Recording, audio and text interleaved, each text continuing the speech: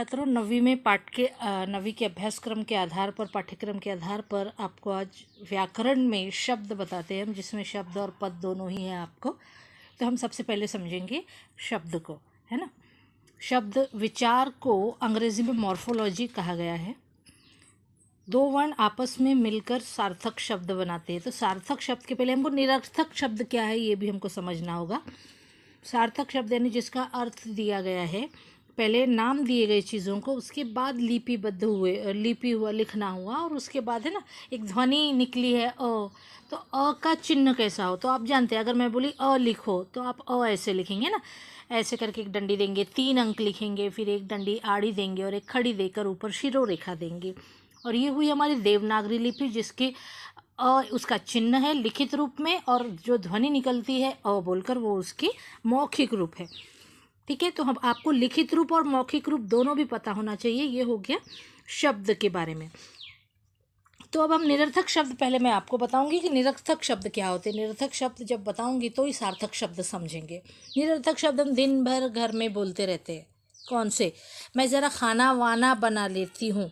तो खाना तो ठीक है, पर वाना क्या होता है? बराबर है। कपड़े वपड़े कहते हैं, पानी वानी, काम वाम, ऐसे कुछ शब्द हम निरर्थक बोलते हैं, उसके आदि हो जाते हैं, वो है निरर्थक शब्द। ये निरर्थक शब्द सार्थक शब्दों के ही अपोजिट वर्ड यानी उसी से बना होता है, लेकिन उसका कोई अर्थ नहीं है, लेकिन फिर भी वो बोला जाता है एक हैबिट के तौर पे। जैसे कई लोग वगैरह बोलते हैं, तो कई लोग उस निरर्थक का शब्द का प्रयोग करते हैं, वो उसके आदि हो जाते हैं। वर्ण आपस में मिलकर सार्थक शब्द बनाते हैं। वर्णों को सही क्रम में रखकर ही शब्द बनते हैं। सही यानी अगर कमल है तो आप मकल, है ना, लमक ऐसे नहीं लिख सकते। कमल को कमल बोलकर ही लिपिबद्ध करना होगा, तभी आप उसका सही अर्थ भी आएगा। कमल बोलने पर आपके अंदर जो छवि आती है वो फूल की आती है, बराबर है। या फिर जो कोई स्त्री है उसको भी कमल नाम दिया गया है, तो फूल के हिसाब से ही दिया गया है। शब्द बनते हैं जिनसे कुछ अर्थ समझ में आता है।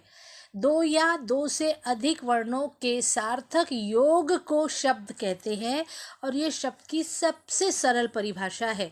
देखिए, 2 या 2 से अधिक वर्णों के योग से एक वर्ण का भी शब्द बनता है, लेकिन यहाँ पे 2 या 2 से अधिक भी कहा है। एक वर्ण के बहुत इक्का दुक्का ही है, तो वो बहुत रेयर है, इसलिए उन्होंने परिभाषा में सीधे तौर पर 2 या 2 से अधिक कहा है। अर्थ के आधार पर भाषा की सबसे छोटी इकाई शब्द है। अर्थ के आधार पर 1-2 सेंटेंस बोलने पे सबसे लास्ट जो है वो एक आध शब्द है, तो उस सेंटेंस का वो शब्द सबसे छोटी इकाई, सबसे स्मॉल यूनिट। लेकिन अगर एक वर्ड में अगर आपको अलग इकाई निकालना होगा, तो देखिए यहाँ पे उदाहरण में दिया है पर्पल, जो ओवल शेप में, उसको देखिए जैसे उदाहरण दिया है। क नीचे जो छोटी सी डंडी उसे हल कहेंगे, हल प्लस अ, तब जाके वो पूरा क बना, फिर म, कम यानी लेस, तो एक कम शब्द बना। लेकिन उसमें कितने दिए गए हैं ध्वनि और वर्ण? क वर्ण है, अ ध्वनि है, म वर्ण है, अ ध्वनि है। तो इस तरह 4 चीज़ें लिखनी पड़ी, और हल को हटाने पर एक पूरा कम बना। ठीक है ना। जो अ है वो वोवेल है, इंग्लिश के कुल वोवेल है 11। आगे देखते हैं। शब्द के 4 प्रकार है। कौन से? पहला है उत्पत्ति के आधार पर, व्युत्पत्ति यानी उससे और भी शब्द। उसके बाद है विकार के आधार पर, और उसके ऊपर अर्थ के आधार पर। ठीक है, तो या फिर हम कहें उत्पत्ति या उद्गम के आधार पर, रचना यानी व्युत्पत्ति के आधार पर, अर्थ के आधार पर, और प्रयोग के आधार पर। विकार के आधार पर यानी प्रयोग के, और अर्थ के आधार पर यानी प्रयोग के आधार पर। तो यहाँ पर उत्पत्ति के 4 प्रकार देखिए। तत्सम यानी बिल्कुल उसके जैसा, जिस भाषा के द्वारा हिंदी उत्पत्ति हुई है वो है संस्कृत, तो संस्कृत जैसे ही कुछ शब्द लिए गए, जैसे कि अग्नि, जल, एग्जैक्टली वही यूज़ करेंगे तो वो तत्सम हुआ। तद्भव यानी उससे बोलते बोलते अपभ्रंश होकर उत्पन्न हुआ, जैसे कि अग्नि बिकम्स आग। ठीक है, तो ये हुआ तद्भव।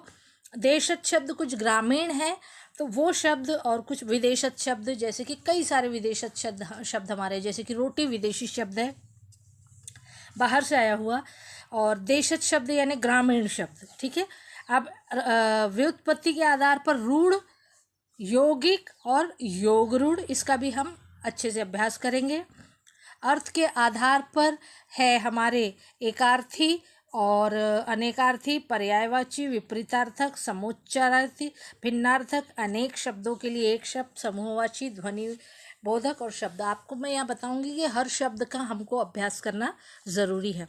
और प्रयोग के यानी विकार के आधार पर दो शब्द है। प्रयोग यानी वही दिखाई दे रहा विकार, उसके दो प्रकार है, एक है विकारी शब्द, एक है अविकारी शब्द। आगे देखेंगे हम, उत्पत्ति के आधार पर शब्द के भेद चार प्रकार के होते हैं। पहला है तत्सम शब्द, उद्भव शब्द, देशज शब्द और विदेशी शब्द। पहला तत्सम शब्द की परिभाषा देखेंगे। संस्कृत के वे शब्द जो हिंदी में अपने मूल रूप में प्रयुक्त हो, संस्कृत के वे शब्द जो हिंदी में अपने मूल रूप में प्रयुक्त होते हैं उन्हें तत्सम शब्द कहते हैं। एग्जैक्टली वैसे, उस जैसा, जैसे अग्नि, सेम शब्द हम वापरते हैं और आप समझते भी अग्नि का कौन सा ये है। ग्राम, कूप, मस्तक, कर्ण यानी कान, मुख यानी चेहरा, पद यानी पैर, सूर्य यानी सूरज इत्यादि आप जानते ही हैं। सेकंड पॉइंट है हमारा तद्भव शब्द, वे शब्द जो उससे उद्भव, उस शब्दों द्वारा, जैसे अग्नि द्वारा आग उद्भव हुआ, ठीक है। उस तत्सम शब्द, वे शब्द जो संस्कृत भाषा के शब्दों से विकसित हुए वे तत्सम शब्द कहलाते हैं। जैसे काम, सांप, आग, सूरज, कुआं, गाँव, वहाँ पे बराबर दिखाया गया, कूप यानी कुआं, ठीक है। अब यहाँ पर मैं आपको कुछ आगे बताऊंगी देशज शब्द, जो शब्द न तो संस्कृत है और न ही किसी अन्य भाषा से लिए गए हैं, बल्कि आवश्यकता अनुसार हिंदी भाषी प्रदेशों में बोलचाल से बने हैं। तो हिंदी भाषी प्रदेश कई थे, हम जब पढ़ते थे, जब 5-7 कहलाते थे, दिल्ली, पंजाब, हरियाणा, उत्तर प्रदेश, बिहार, मध्य प्रदेश। लेकिन अभी उसमें और ज़्यादा आ गया है, जैसे उत्तराखंड आ गया है, इसके बाद झारखंड एक शामिल हो गया, तो ये छोटे हैं, और छत्तीसगढ़ एक शामिल हो गया। तब ये भी हिंदी भाषी क्षेत्र है। अलग होने पर वही जो 7 है वो अब शायद 9 या 11 हो जाए।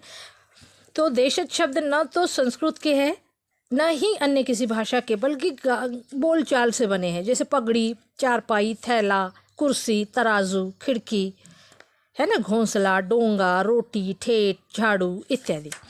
और आखिरी हमारा विदेशी शब्द, हिंदी में अनेक ऐसे शब्दों का प्रयोग किया जा रहा है जो विदेशी भाषा के हैं। इन्हीं शब्दों का विदेशी शब्द है। ऐसे ही कुछ शब्द नीचे बने, जैसे स्टेशन, फाइल, बेल्ट। अरबी शब्द देखो, इलाज, दुनिया, मालिक, आदमी। फारसी शब्द है आराम, रास्ता, सिपाही। तुर्की शब्द है कैंची, बहादुर इत्यादि, ठीक है।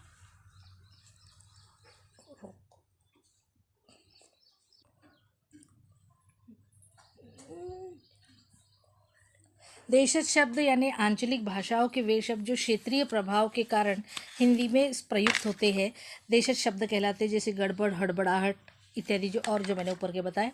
विदेशी शब्द वो है जो हिंदी संस्कृत भाषा को छोड़कर अन्य दूसरे देशों की भाषाओं के शब्द हिंदी में प्रयुक्त होते हैं, क्योंकि यहाँ पर कई दूसरे देशों द्वारा हमला हुआ है, आक्रमण हुए, तो उनका यहाँ के रहना, संस्कृति में मिलना और उनकी भाषा और का मिक्स हो जाना, ये बहुत साधारण बात है। जैसे कि रेलवे स्टेशन, हॉस्टल, डॉक्टर, बस और अन्य फारसी, तुर्की, अरबी इत्यादि शब्द। संकर शब्द वो है, संकर उसे कहेंगे कि जो दो शब्दों को से बने हैं, दो अलग शब्द, शायद इसमें से एक शब्द इंग्लिश है और एक शब्द हिंदी है। ये दो अलग भाषाओं के शब्द है, जैसे कि रेल इंग्लिश है तो गाड़ी हिंदी है। बम, ब्लास्ट, बम अलग शब्द है, अलग भाषा का कदाचित, और ब्लास्ट अलग है। अग्नि हिंदी है तो बोट इंग्लिश शब्द है। तो संकर यानी दो अलग लैंग्वेजेस का मिक्स हुए शब्द को संकर शब्द कहते हैं। अब व्युत्पत्ति बनावट के आधार पर शब्द के भेद। पहला है शब्द रूढ़।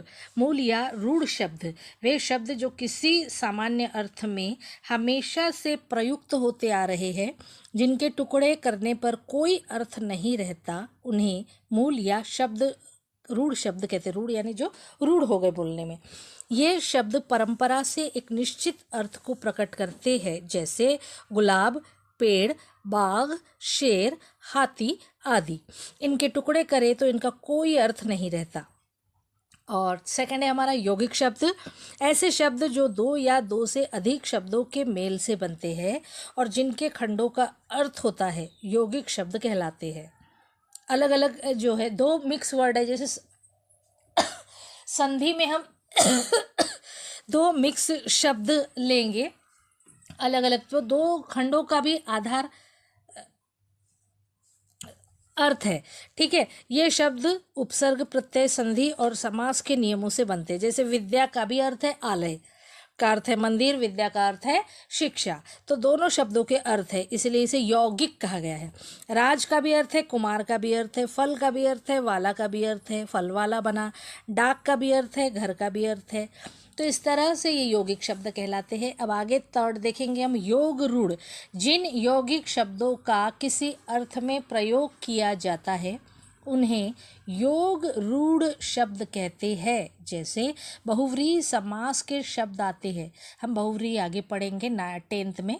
जैसे विषधर, विष को धारण करने वाला, यह शब्द विष से बना है, तो विष का एक वर्ड जो है विष, उसका अपना अर्थ है और धर का भी अपना अर्थ है। इसके विशेष अर्थ है विष को धारण करने वाला, पर इसका तीसरा अर्थ क्या निकलता है? शिव। विषधर शिव के लिए रूढ़ हुआ है, क्योंकि हर कोई विषधर है क्या? नहीं। योग रूढ़ शब्द देखिए, चार पाई, तो चार पैर वाली, विशेष अर्थ क्या है? खाट। गिरिधर पर्वत को धारण करने वाला अर्थात कृष्ण। जलज जो जल में जन्म लेता है, और वो है कमल। नीलकंठ, नीला है कंठ जिसका, तो वो है शिव, जो विष पीने के कारण जो क्या हो गए थे? नीलकंठ कहलाए थे। जैसे कि विषधर कहा है ऊपर, वही उसका पर्यायवाची है। गजानन, गज के मुख समान। अब रूढ़ शब्द इस प्रकार के शब्दों में किसी अन्य शब्दों का योग नहीं होता, अर्थात इस प्रकार के शब्दों में संधि, समास, उपसर्ग और प्रत्यय का प्रयोग नहीं होता है, हो ही नहीं सकता। ये शब्द रूढ़ है। नल, दिन, कमल इत्यादि। इसी के साथ यौगिक शब्द वे शब्द है जो रूढ़ शब्दों के योग से बनते हैं, उन्हें यौगिक शब्द कहते हैं। इन्हें विच्छेद यानी टुकड़े करने पर प्राप्त शब्द अपना अलग अलग अर्थ देते हैं। जैसे विद्यालय, पुस्तकालय, गंगा जल, पाठशाला, चरण कमल। देखो आप, ये सभी शब्द दो अलग अलग शब्दों से बने हैं, हर एक शब्द का अपना एक अर्थ है। ठीक है। तीसरा है योग रूढ़, वे शब्द जो अपना सामान्य अर्थ छोड़कर विशेष अर्थ बताते। पीताम्बर, लंबोदर, गिरिधर, नीलकंठ, गजानन, विषधर इत्यादि। अर्थ के आधार पर अब हम सार्थक शब्द और निरर्थक शब्द देखेंगे। मैंने आपको शुरुआत में ही बताया है कि क्या होता है सार्थक और निरर्थक शब्द। सार्थक शब्द वे हैं जो निश्चित अर्थ वाले, वे शब्द जिन्हें भाषा में स्वतंत्र प्रयोग में लाया जा सकता है, सार्थक शब्द कहलाते हैं। जैसे कपड़ा, कलम, चावल, तीनों का अर्थ है, बराबर है। आगे देखिए, निरर्थक शब्द वे हैं जो जिनका अपना कोई अर्थ नहीं होता और जो अकेले प्रयोग में भी नहीं लाए जा सकते। जैसे चाय अकेले ला सकते क्या? नहीं। वाय बोला है उन्होंने, चाय सार्थक है तो वाय निरर्थक है। खाना वाना, दाल वाल करेक्ट है। हम सबको हैबिट होती है कहीं ना कहीं इस तरह के निरर्थक शब्द बोलने की, हर एक को आदत है। विकार के आधार पर शब्द के प्रकार, तो शब्द के दो प्रकार है, एक है विकारी शब्द, एक है अविकारी शब्द। ठीक है। विकारी शब्द वे शब्द जिनमें लिंग, वचन, काल एवं कारक के अनुसार बदलाव होता है, विकारी शब्द कहलाते हैं। जिसमें विकार उत्पन्न होता है, बीमारी, रोग या विकार। तो रिगार्डिंग अब ग्रामर में बीमारी क्या होगी? ग्रामर में विकारी से मतलब है वर्ड का चेंज हो जाना। ठीक है। तो वो चेंज होने वाले वर्ड कितने देखिए, जैसे संज्ञा, सर्वनाम, क्रिया, विशेषण। ठीक है। इसको और विस्तार से मैं समझाऊंगी आपको। जैसे कि अगर मैंने लिखा संज्ञा हुई लड़की, लड़की क्या है? जातिवाचक संज्ञा। लड़की दौड़ रही है। ठीक है। तो अब देखो क्रिया कैसे बदलेगी संज्ञा बदलने पर, इसीलिए उसे विकारी कहा गया है। तो मैं कह रही हूँ लड़का, अब सेंटेंस क्या बदला, हमारा जेंडर चेंज हुआ, लड़का, और उसमें हमने क्या लिखा, क्रिया कैसे हुई देखिए, दौड़ रहा है, तो रही है बिकम्स रहा है, चेंज हुआ, वाई, बिकॉज जेंडर इधर चेंज हुआ, जेंडर चेंज हुआ तो सेंटेंस में भी चेंज आएगा, लेकिन क्या चेंज नहीं हुआ, क्रिया। कौन सी, दौड़ने की जो मुख्य क्रिया है वो दौड़ वैसा ही है। ठीक है, इसको और अच्छे से समझेंगे हम। पहले अविकारी समझ ले, ऐसे शब्द जिनमें लिंग, वचन, काल एवं कारक के अनुसार बदलाव नहीं होता, चेंजेस नहीं आता, वह अविकारी शब्द कहलाते हैं। इसके 4 प्रकार है, क्रिया विशेषण, संबंध बोधक, समुच्चय बोधक, विस्मयाबोधक और निपात। अब मैं आपको समझाती हूँ, एक छोटा सा उदाहरण दूंगी, फिर इसके प्रकार हम समझेंगे। जैसे मैंने कहा, हम लेते तेज वर्ड, एक वर्ड है तेज और एक वर्ड है धीरे धीरे। ठीक है, हमने 2 शब्द लिए और दोनों ही क्या है, एक रीतिवाचक बता रहे हो। ठीक है, रीति है, तेज काम करने की रीति है कि मैं काम कैसे कर रही हूँ, तेज। ठीक है, अब हमने शब्द लिया घोड़ा, क्या लिया हमने शब्द घोड़ा, और मैंने ऐड किया वहाँ पे तेज। ठीक है, हमने क्या लिया था शब्द तेज, घोड़ा तेज दौड़ रहा है, घोड़ी तेज दौड़ रही है, तो क्या चेंज नहीं हुआ, तेज। इसका क्या मतलब है, ये अविकारी शब्द है, बराबर है। घोड़ा, घोड़ी, घोड़े, तो चेंज होगा, घोड़ी तेज दौड़ रही है, घोड़ा तेज दौड़ रहा है, घोड़े तेज दौड़ रहे हैं। करेक्ट है, आगे देखते हैं।